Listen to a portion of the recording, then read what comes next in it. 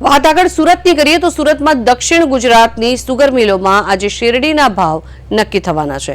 આ નિર્ણય ખેડૂતો માટે અત્યંત મહત્વનો છે, કારણ કે તેઓ સારા ભાવની આતુરતાપૂર્વક રાહ જોઈ રહ્યા છે। ગણદેવી, બારડોલી, કામરેજ અને સાયણ સહિત અનેક મિલોમાં આ અંગે બેઠકો શરૂ થઈ છે। પરંપરાગત રીતે દર વર્ષે 31 માર્ચે શેરડીનો ટન દીઠ ભાવ નક્કી કરવામાં આવે છે। ગયા વર્ષની સરખામણીમાં આ વખતે ભાવ વધારાની ખેડૂતોને આશા છે। 2025-26ની શેરડી સિઝન માટે આજનો નિર્ણય ખૂબ જ મહત્વપૂર્ણ સાબિત થશે।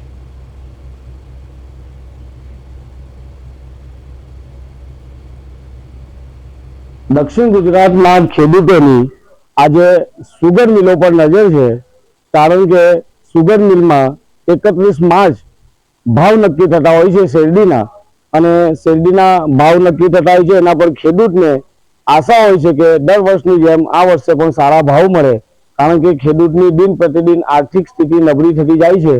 અને આ ખેડૂતો છે તે હાલ સુગર મિલો પર ખેડૂતો આપ જોઈ રહ્યા છો કે ખેડૂતો છે તે મોટી સંખ્યામાં સુગર મિલો પર ભેગા થતા હોય છે। અને આજનો દિવસ એવો હોય છે કે સુગર મિલો છે તેના પર ખેડૂતોની નજર હોય છે, મીટ હોય છે, અને એના કારણે ખાસ કરીને ખેડૂતો છે તે એટલા માટે સુગર મિલો પર આવતા હોય છે, કારણ કે આજના દિવસે શેરડીના ભાવ નક્કી થતા હોય છે અને ખેડૂતની આર્થિક સ્થિતિ છે તે નક્કી થતી હોય છે, કારણ કે દિવસે ને દિવસે શેરડીનો જથ્થો ઓછો થતો જાય છે અને એના કારણે પણ સુગર મિલો ચિંતામાં છે।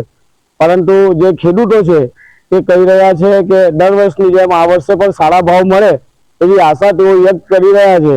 અને સુગર સંચાલકોની જો વાત માનીએ તો આજે તેઓ એવું કહેતા જોવા મળ્યા છે કે આ વખતે પણ ગયા વર્ષ કરતા સારા ભાવ પડશે, અને જો સારા ભાવ પડ્યા તો આ ખેડૂતો પર ખેડૂતો આવકારવાના છે અને ખેડૂતોમાં ખુશી જોવા મળશે, કારણ કે સુગર મિલો અને ખેડૂતો એકબીજાથી પરસ્પર જોડાયેલા છે।